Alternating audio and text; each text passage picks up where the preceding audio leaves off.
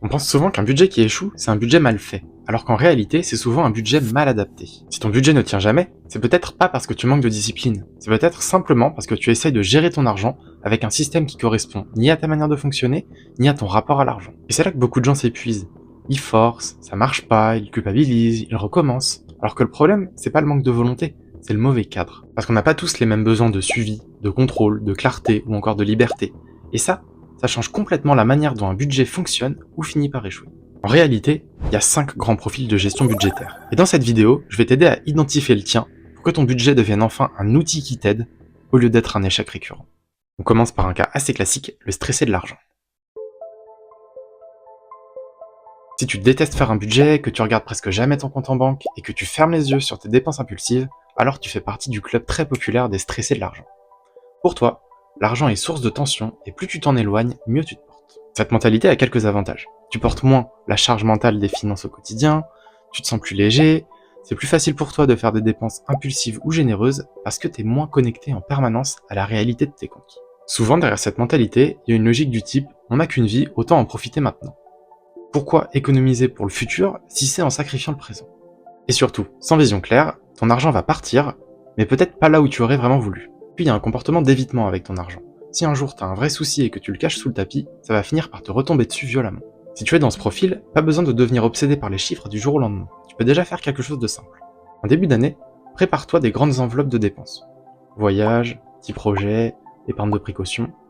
Et ensuite, automatise tous les mois un virement vers un livret dédié. Ensuite, contente-toi de regarder une fois par semaine le montant sur ton compte en banque. Ça devrait suffire à allumer une petite alerte dans ta tête si jamais le montant devient trop bas.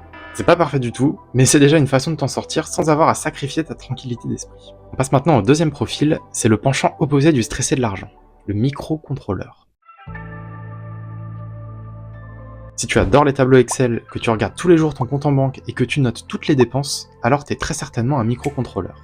Pour toi, bien gérer son budget, c'est tout suivre de près. Courses, vacances, loisirs, santé, logement.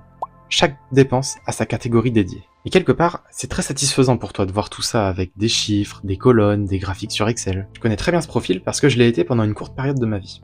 Quand mon fils est né, on s'est retrouvé avec un seul revenu dans le foyer et c'est devenu assez chaud financièrement pendant quelques mois.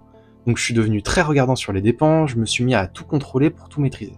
L'avantage évident du microcontrôleur, c'est justement la maîtrise. Comme tu regardes souvent ce qui se passe sur ton compte, c'est facile pour toi d'anticiper quand est-ce que tu dois resserrer ou quand est-ce que tu peux relâcher la pression. Résultat, tu finis jamais à découvert. Et si à côté de ça, tu as des objectifs d'épargne et d'investissement, voir les montants progresser sur tes tableurs Excel, c'est hyper motivant. Mais cette maîtrise a aussi un coût très élevé, la charge mentale. Dans les périodes compliquées, l'argent va commencer à prendre beaucoup trop de place dans ta tête. Quand chaque euro compte dans un budget, contrôler de près, c'est plus rassurant. C'est angoissant. Vraiment. Autre limite de ce profil, les imprévus. Quand ton budget est très cadré, la moindre dépense imprévue peut venir créer de la frustration. Donc si tu as un microcontrôleur, je pense que tu peux déjà t'alléger l'esprit avec un rituel hebdomadaire plutôt qu'un suivi quotidien de tes dépenses. Une fois par semaine, tu notes, tu ajustes et ça suffit amplement. Et pour mieux gérer les imprévus, crée-toi une catégorie de dépenses dédiée chaque mois ou une épargne de précaution, ça va éviter que les écarts fassent dérailler tout le reste. Ok, on vient de voir deux profils radicalement opposés, et entre les deux, il y en a un troisième, c'est probablement le plus courant dans la population, le pressé. Le pressé veut s'intéresser à ses finances, mais sans y passer trop de temps. C'est pas sa priorité dans la vie, il veut juste garder la tête hors de l'eau. C'est un profil assez équilibré dans sa relation à l'argent. Il suit ses dépenses dans les grandes lignes sans trop rentrer dans le détail, il fait ce qu'il faut pour jamais finir à découvert, sans surcontrôler. Son point fort, c'est l'efficacité. Son point faible, c'est qu'en restant trop global, il passe à côté de toutes les optimisations possibles sur son argent. Il voit moins bien quels comportements d'achat lui font du bien ou au contraire sont toxiques pour lui, donc en gros, il avance, mais moins efficacement qu'un microcontrôleur. Si t'es dans ce profil, le plus utile pour toi, c'est de prendre plus de temps en début d'année pour clarifier ta direction. Où tu veux aller, qu'est-ce que tu veux financer, et surtout qu'est-ce que tu veux éviter. Ensuite, pour le reste de l'année, ton budget peut rester simple et global. Pas besoin de noter chaque dépense, mais essaye au moins de suivre les grandes masses par catégorie. À ce stade, tu t'es peut-être déjà reconnu dans l'un des trois profils. Dis-moi en commentaire lequel te ressemble le plus aujourd'hui. En réalité, c'est un peu plus compliqué que ça. Jusqu'ici, on pourrait croire que les trois profils font partie d'une seule et même ligne.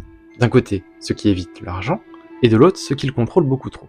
Sauf que deux personnes peuvent avoir exactement le même niveau d'implication dans leurs finances, et pourtant avoir des résultats radicalement différents. Pourquoi ? Parce qu'il y a une deuxième dimension fondamentale. Il y a comment tu pilotes ton argent, et comment tu choisis d'utiliser ton argent. On va tracer une ligne qui représente ta relation au pilotage de l'argent. À gauche, tu évites, À droite, tu contrôles. Maintenant, on va ajouter un axe vertical qui représente la façon dont tu utilises ton argent. Est-ce que tu subis? Est-ce que tu répartis par défaut? Est-ce que tu fais des choix logiques ou au contraire des choix subjectifs mais qui sont quand même intentionnels? C'est là que tout change. T'es pas juste un profil figé, t'es un point quelque part sur cette matrice. Le stressé, il est clairement en bas à gauche. Il évite et il subit. Double peine. Le microcontrôleur, il est plutôt au milieu à droite. Il contrôle beaucoup, au point de moins choisir vraiment. Il est un peu trop rigide. Et au milieu, on a le pressé. Maintenant, on va monter d'un cran dans l'intention des décisions financières. Et ça nous amène au quatrième profil, le maître des compromis. Le maître des compromis a compris que dans la vie, il faut à la fois assurer son quotidien, se faire plaisir, sécuriser son avenir et construire son futur. Sa spécialité, c'est pas de mettre tous ses œufs dans le même panier, mais plutôt de mettre ses œufs dans absolument tous les paniers. Dépenses fixes, plaisir, épargne de précaution, projet de vie, retraite, il veut avancer sur tous les tableaux à la fois. C'est sans conteste le profil le plus équilibré de tous, et ça il en est fier. Son problème, c'est qu'à force de tout répartir partout, il risque de mettre trop peu dans chaque endroit pour que ce soit vraiment significatif.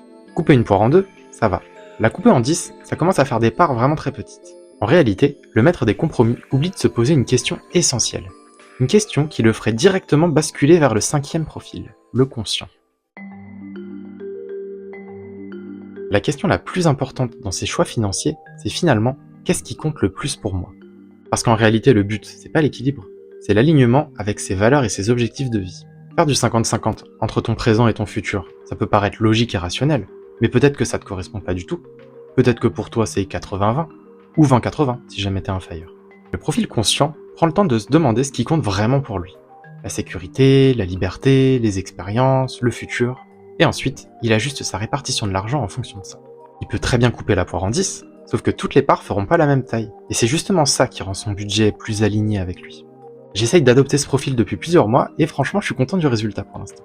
En plus de gérer mon budget par catégorie, c'est mon passif de microcontrôleur, j'essaye aussi de me demander est-ce que mes priorités changent, est-ce que mes besoins ont évolué, et j'ajuste mon budget en conséquence. Sur la part variable de mon budget, c'est jamais pareil d'un mois à l'autre. Donc si je devais me placer sur la matrice, aujourd'hui je serais plutôt ici. Je suis curieux, dis-moi en commentaire, c'est quoi ton profil aujourd'hui et vers lequel tu voudrais tendre demain? Finalement, bien gérer son argent, c'est pas suivre une méthode parfaite, c'est comprendre qui tu es, comment tu fonctionnes, et construire ton budget autour de ça. Allez, c'était l'Argent Conscient. Sur ma chaîne, on parle d'argent intelligemment, sans jugement et surtout avec un regard humain. Je vous dis à très bientôt pour une prochaine vidéo. Ciao!